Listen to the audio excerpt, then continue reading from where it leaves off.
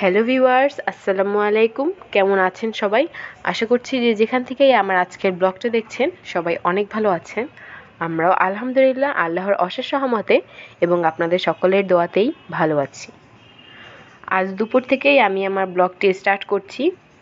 আশা করছি আপনাদের ভালো লাগবে। তো যে কাপড় চোপড়গুলো ধোয়া হয়েছিল গতকাল সেগুলো শুকিয়ে গিয়েছে, তো সেগুলোই আমি ভাঁজ করে গুছিয়ে রাখছি। আর আজকে দুপুর থেকেই ব্লগটা স্টার্ট করছি। ছুটির দিনের একটা ব্লগ আপনাদের সাথে আজ আমি শেয়ার করছি। কাপড় চোপড় ভাঁজ করা হয়ে গিয়েছে, এখন আমি জায়গা মতো গুছিয়ে রেখে দিয়েছি। আর ছোট ভাই গোসল করেছে, নামাজে যাবে সবাই, তো গোসল করে ও গামছাটায় খাটে রেখে দিয়েছে, তো এটা আমি আর কি বারান্দায় শুকাতে দিয়ে দিলাম। একটু পরে আম্মু রান্নাবান্না স্টার্ট করবে, তো রান্নাবান্না শুরু করার আগে এবং আপনাদের সাথে সেগুলো শেয়ার করার আগে আমি ঘরের যাবতীয় যা যা কাজ সব কিছু করে গুছিয়ে নিচ্ছি। আর অন্যদিকে আম্মু রান্নাঘরে মশলা সব কিছু রেডি করছে, আজকে স্পেশাল কিছু রান্না করা হবে এজন্য।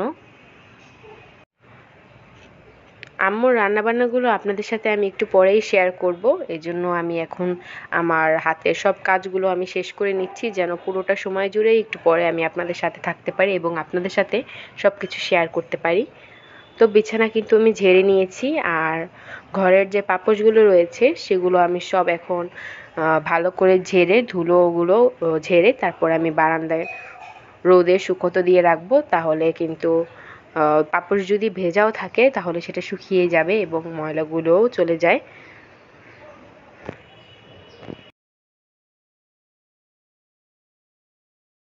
বিছানা ঝাড়ার পরে ডাইনিং টেবিলটা একটু পরিষ্কার করে নিব। ডাইনিং টেবিলে সকালে নাস্তা করা হয়েছে, তো অনেক পানি পড়েছে, তো একটা কাপড় দিয়ে ভালো করে আমি ডাইনিং টেবিলটাকে মুছে ক্লিন করে নিচ্ছি। আর ঘরের এই কাজগুলো আমিই করি সবসময়ই, আমার ভালো লাগে ঘরের কাজগুলো করতে, যেহেতু রান্না বান্নাটা অনেক কঠিন একটা কাজ, সারাক্ষণ চুলার সামনে দাঁড়িয়ে দাঁড়িয়ে রান্না করতে হয়, এজন্য রান্নার কাজগুলো আম্মু করে আর ঘরের এই কাজগুলো আর কি আমি করে থাকি, আমার ভালো লাগে। তো যারা যারা আমার আজকের ব্লগটা দেখছেন, যারা এখনও লাইক দেননি একটা লাইক দিয়ে দিবেন। আর আমার ব্লগটা কেমন লেগেছে এটা আপনারা কমেন্ট বক্সে কমেন্ট করে জানাতে পারেন। আমার চ্যানেলে আজকে যারা নতুন ভিজিট করছেন, আমার ভিডিও ভালো লাগলে আশা করি আমার চ্যানেলটি সাবস্ক্রাইব করে পাশে থাকবেন, এবং যারা আমাকে আগে থেকেই সাবস্ক্রাইব করেছেন আমার পুরাতন বন্ধু, তাদেরকে অনেক অনেক ধন্যবাদ আমাকে সাপোর্ট করার জন্য, আমার পাশে থাকার জন্য।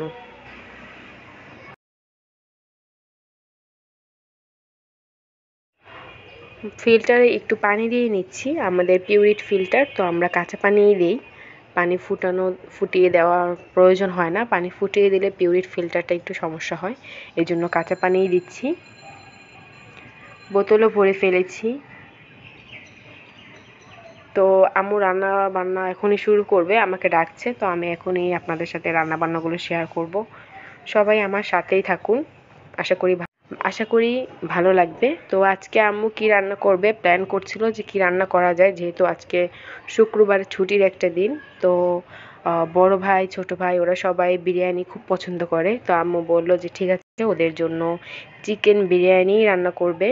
তো সব কিছু রেডি করে নিয়েছে আম্মু, মশলাপাতি সব কিছু রেডি করেছে, তারপরে চাল কিছু ধুয়ে রেডি করে রেখেছে। তো আমি আমটা খাচ্ছি, আমটা খেয়েই রান্নাঘরে চলে যাব রান্না আপনাদের সাথে শেয়ার করার জন্য। সবাই সাথেই থাকুন। আজকে আমি চিকেন বিরিয়ানি রান্না করব। তো চিকেনটা বসাবো, প্রথমে চুলায় কড়াই দিয়ে তেল দিয়ে দিলাম, এখানে এক বাটি পেঁয়াজ দিয়ে দিলাম, পেঁয়াজটা ভেজে নিব।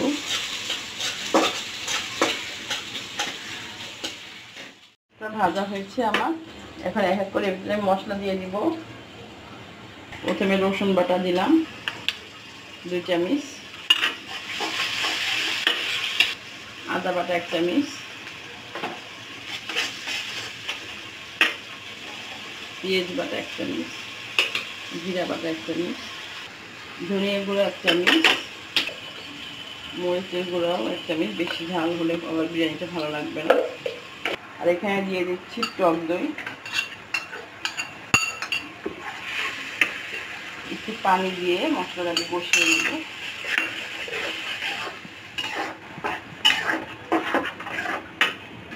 লবণ স্বাদ মতো।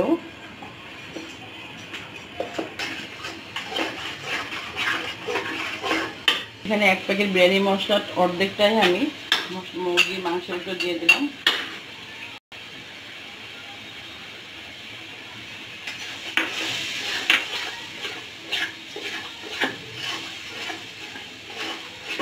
গরম মশলার গুঁড়া এখানে যে মুরগিগুলোকে আমি ধুয়ে এভাবে কেটে কেটে নিয়েছি যাতে এর ভিতরে মশলা ঢোকে, মাংসগুলোকে সব মশলার ভিতরে দিয়ে দিচ্ছি।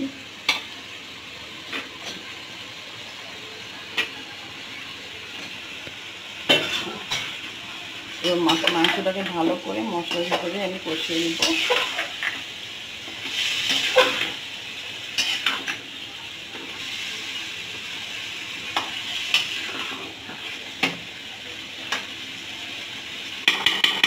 10 মিনিটের মতো ঢাকনা দিয়ে রান্না করব।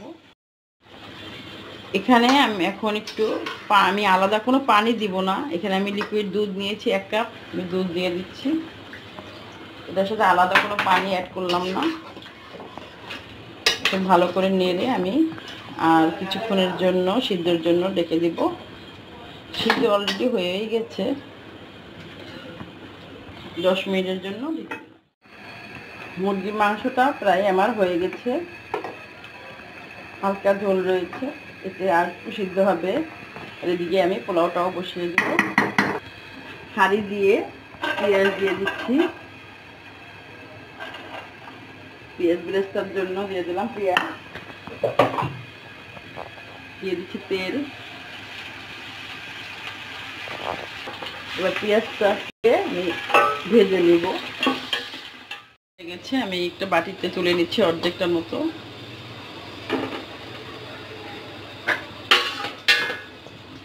এখানে যে চালগুলি ধুয়ে নিয়েছি, এখানে বাসমতি চাল নিয়েছি, ধুয়ে পানি ঝরিয়ে নিয়েছি। এখন আমি চালগুলি দিয়ে দিচ্ছি।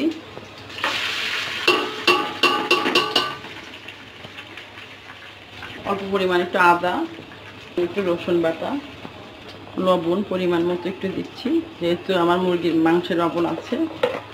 এবার চালটাকে ভালো করে একটু আমি ভেজে নেব।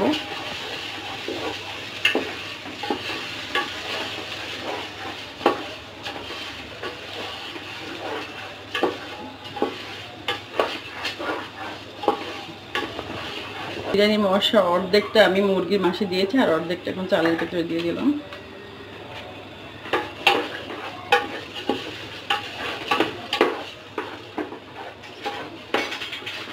আমি কিছু ঘি,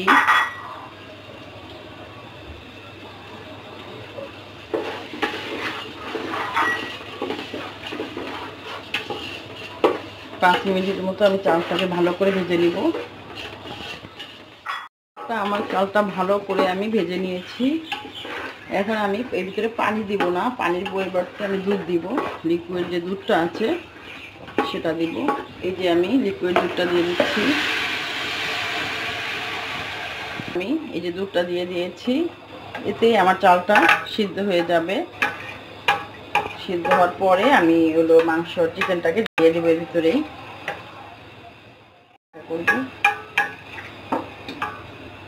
কয়টা কাঁচামরিচ আমি আস্তে আস্তে দিয়ে দিচ্ছি।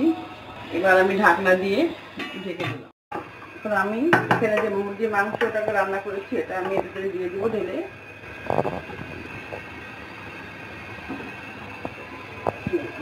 দিয়ে দিচ্ছি।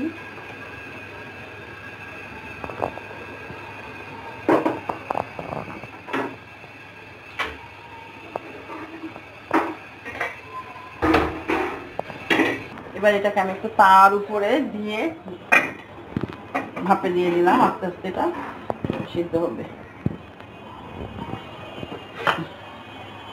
ঢাকনা দিয়ে আবার একটু ঢেকে দিলাম। চুলার আঁচটা মিডিয়াম আঁচে রেখে ভাপে দিয়েছি। এখন আমি এর ভিতরে একটু কেওড়া জল দিব।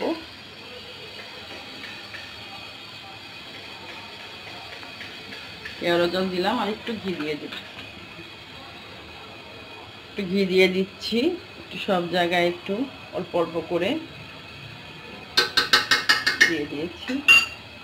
10 মিনিট আমার ভাপে থাকবে। দেখি কি অবস্থা আমার বিরিয়ানিটা।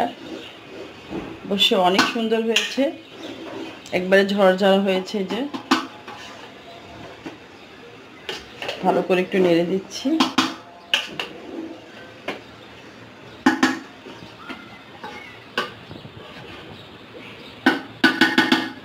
এর ভিতরে আমি একটু বেরেস্তা দিয়ে দিব, উপরে ছিটিয়ে দিব।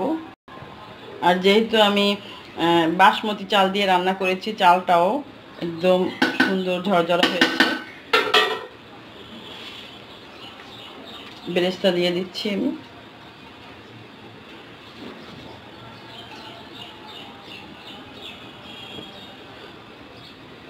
আমি একটু বিরিয়ানিটা উঠে আপনাদের একটু পরিবেশন করে দেখাচ্ছি। দেখেন কতটাই আমার বিরিয়ানিটা ঝরঝরা হয়েছে। এই যে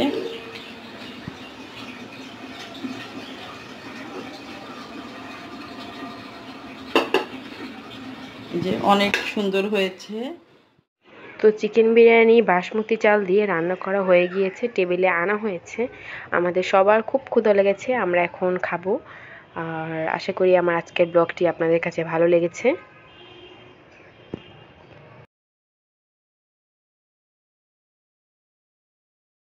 আজ এই পর্যন্তই আমার ব্লগটি। আবারও আমার নতুন ভিডিও দেখার আমন্ত্রণ রইল। আবারও আপনাদের সাথে দেখা হবে কোনো নতুন ব্লগ নিয়ে, কোনো নতুন ভিডিও নিয়ে। সেই পর্যন্ত সবাই ভালো থাকুন, সুস্থ থাকুন এই কামনাই করছি। সবাইকে আল্লাহ হাফেজ। আসসালামু আলাইকুম।